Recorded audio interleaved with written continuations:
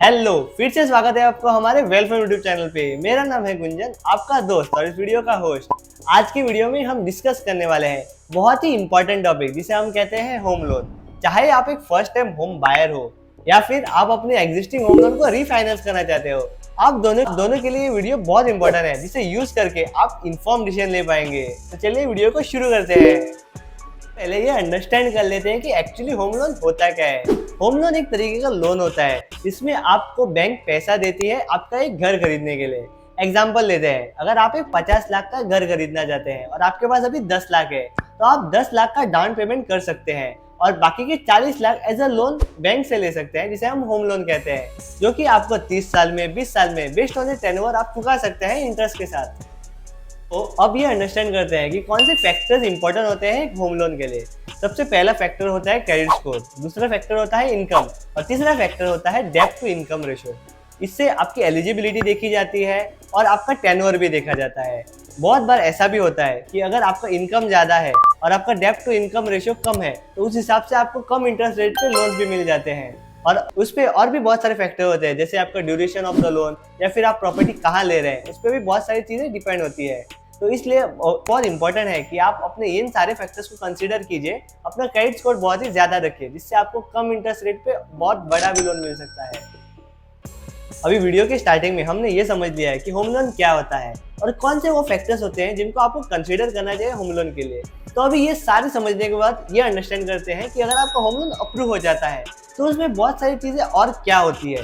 सबसे पहली चीज़ जो आपको अंडरस्टैंड करनी चाहिए वो होती है फिक्स इंटरेस्ट रेट और फ्लोटिंग इंटरेस्ट रेट। ये दोनों बहुत ही इंपॉर्टेंट कॉन्सेप्ट्स है होम लोन में।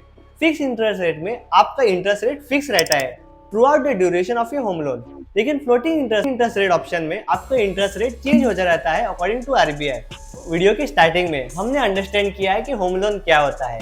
वीडियो के दूसरे पार्ट में हमने समझा है कि कौन से वो फैक्टर्स है जो आपको याद रखने चाहिए होम लोन के लिए। तो अभी तीसरे पार्ट पे चलते हैं। अगर आपको होम लोन अप्रूव हो जाता है तो अगला पार्ट क्या है जो आपको अंडरस्टैंड करना चाहिए। तो उसमें दो चीजें आती है। सबसे पहली चीज आती है एक फिक्स इंटरेस्ट होम लोन, दूसरा होता है floating interest home loan. Fix interest home loan में आपका interest rate through out the tenure same रहता है, लेकिन फ्लोटिंग इंटरेस्ट रेट में आपका ओवरऑल टेन्योर में इंटरेस्ट रेट चेंज हो जाता है। बहुत बार लोगों को ऐसा लगता है कि फ्लोटिंग इंटरेस्ट रेट में उनका बहुत सारा पैसा बचेगा, लेकिन ये सच बात नहीं होती है। बहुत बार फिक्स इंटरेस्ट रेट में भी बहुत पैसा बच जाता है, डिपेंडिंग ऑन कब आप उसको फिक्स करके लेते हैं। तो अभी हमने अंडरस्टैंड कर लिया है बेसिक्स ऑफ होम लोन के बारे में। अभी हम अंडरस्टैंड कर लेते हैं थोड़ी टिप्स के बारे में, जिससे हम अपना होम लोन को और भी बढ़िया बना सकते हैं।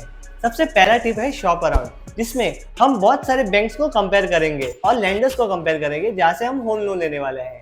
एक एग्जांपल ले लेते हैं इसे समझने के लिए। अगर आप एक 50 लाख का घर खरीदना चाहते हैं जिसके लिए आप 40 लाख का होम लोन लेना चाहते हैं, तो अगर आपको बैंक ए 8% पे होम लोन दे रहा है और बैंक बी 8.5% पे होम लोन ले रहा है, तो बहुत सारे लोगों को ऐसा लगता है कि इसमें बहुत ज्यादा फर्क नहीं है, ये सिर्फ 8% है, ये सिर्फ 8.5% है। लेकिन इसे अगर हम लॉन्ग टर्म में 30 ईयर के टेन्योर पे देखेंगे तो दोनों केसेस में ऑलमोस्ट 5 लाख का फर्क आ रहा है। तो अगर पहले केस में आप 8% को चूज करते हैं तो आप 5 लाख बचा रहे हैं अपने लॉन्ग टर्म में। दूसरा बहुत इंपॉर्टेंट पॉइंट है डाउन पेमेंट को कंसिडर करना। अगर आप होम लोन लेते समय एक बड़ा डाउन पेमेंट करेंगे तो इससे कॉन्सिक्वेंटली आपका लोन अमाउंट भी कम हो जाएगा, जिससे आपका इंटरेस्ट भी कम हो जाएगा और मंथली पेमेंट भी कम हो जाएगा, जिससे आगे जाके आपको बहुत बेनिफिट हो सकता है। एग्जाम्पल लेते हैं, अगर आप एक 60 लाख का होम लेना चाहते हैं तो उसमें अगर आप 20% का डाउन पेमेंट करेंगे, दैट इज 12 लाख, तो आपका ओवरऑल लोन अमाउंट 60 लाख से 48 लाख पे आ जाएगा, जिससे आपका इंटरेस्ट भी बहुत कम हो जाएगा। तीसरा पॉइंट होता है फैक्टर इन एडिशनल कॉस्ट। बहुत बार लोग ये मिस्टेक करते हैं कि होम लोन लेते समय वो सिर्फ अपना होम का कॉस्ट ही लेते हैं, लेकिन जब हम होम लोन लेते हैं तब बहुत सारे कॉस्ट उसमें एडिशनली जुड़ जाते हैं, जैसे कि इंश्योरेंस लेना, प्रॉपर्टी टैक्सेस और बहुत सारे क्लोजिंग कॉस्ट, जो कि हमें कंसीडर करनी चाहिए, जो कि आगे जाके हमारे ऊपर बर्डन नहीं बढ़ेंगे अगर हम उसे पहले से ही कंसीडर करके रखेंगे। चौथा और मोस्ट इंपॉर्टेंट पॉइंट है choosing your loan tenure. Loan tenure में बहुत इंपॉर्टेंट पॉइंट होता है। अगर आप लोन टेन्योर बड़ा चूज करेंगे तो आपका मंथली ईएमआई कम आएगा और इंटरेस्ट ज्यादा जाएगा। अगर आप टेन्योर ज्यादा चूज करते हैं तो आपको इंटरेस्ट ज्यादा जाएगा और आपका मंथली ईएमआई कम आएगा।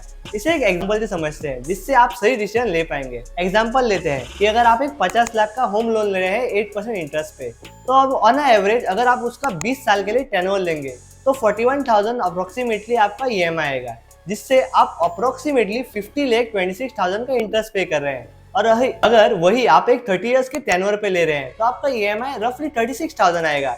लेकिन अभी आप जो इंटरेस्ट पे कर रहे हैं तो वो बढ़ के अप्रोक्सीमेटली 76 लाख तक जा रहा है।